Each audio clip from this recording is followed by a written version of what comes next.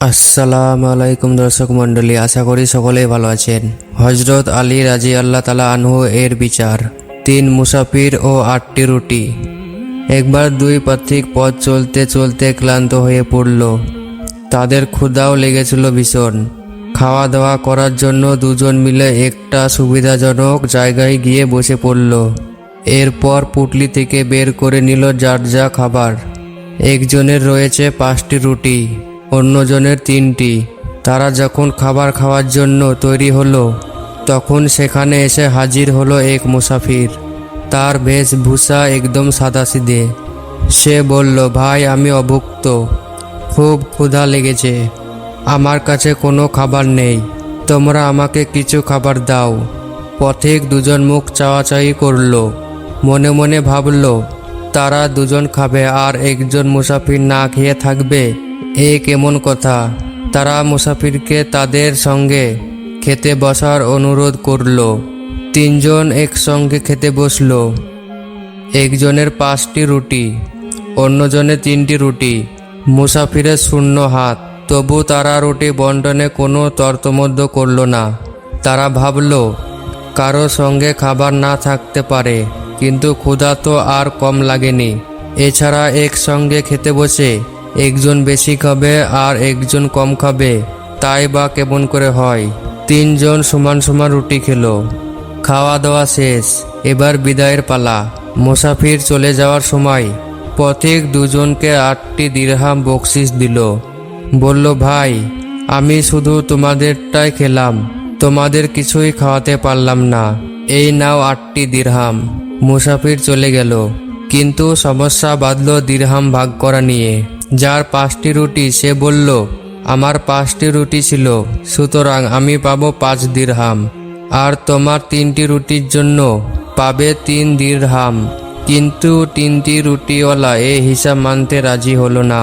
সে বলল, না, আমি তোমার হিসাবে রাজি নাই, আমরা দুজন খেয়েছি সমান সমান, সুতরাং তুমি পাবে 4 দিরহাম। প্রথমজন বলল, তা কি করে হয়? তুমি 3টি রুটির জন্য 4 দিরহাম পাবে, আর আমি 5টি রুটির জন্য 4 দিরহাম পাবো, এটা কি কোনো আইনের কথা হলো? এ নিয়ে দুজনের মধ্যে বেঁধে গেল তর্ক। কারো কথায় কেউ রাজি নয়, কিছুতেই তারা মীমাংসায় আসতে পারছে না।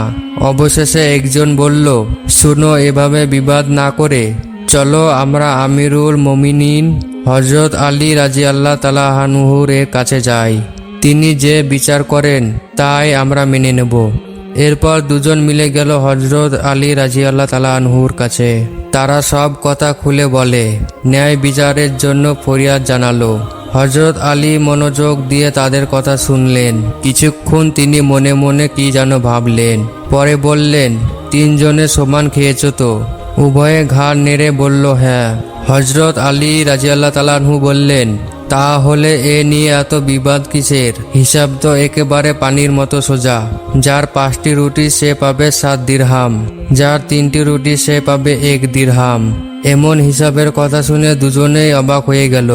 7 দিরহাম আর 1 দিরহাম ভাগ হলো কেন? হিসাবে তারা কিছুতেই বুঝতে পারল না। হিসাব বুঝতে না পেরে দুজনে হা করে তাকিয়ে রইল হজরত আলীর দিকে। হজরত আলী রাদিয়াল্লাহু তাআলা আনহু তাদের মনের কথা বুঝতে পারলেন। তিনি বললেন, তোমরা ছিলে 3 জন, রুটি 8টি, খেয়েছো সমান সমান। একটি রুটিকে 3 টুকরো করলে 8টি রুটি 24 টুকরো হয়, সুতরাং তোমরা একজন খেয়েছো 8টি করে টুকরা। মুসাফির লোকটা 8 টুকরার জন্য 8 দিরহাম দিয়েছে। হজরত আলী রাদিয়াল্লাহু তাআলা আনহু আরো বললেন, এবার আসা যাক কে কতটুকু পাবে সে হিসাবে। দ্বিতীয় জনের 3টি রুটিতে 9 টুকরো হয়েছে। 9 টুকরো 8 টুকরো সে নিজে খেয়েছে, মাত্র 1 টুকরো পড়েছে মুসাফিরের ভাগে, সুতরাং সে 1 দিরহামের বেশি কিছুতেই পেতে পারে না। আর একজনের 5টি রুটিতে হয়েছে 15 টুকরো, তার মধ্যে সে নিজে খেয়েছে 8 টুকরো, বাকি 7 টুকরো খেয়েছে মুসাফির, সুতরাং সে পাবে 7 দিরহাম।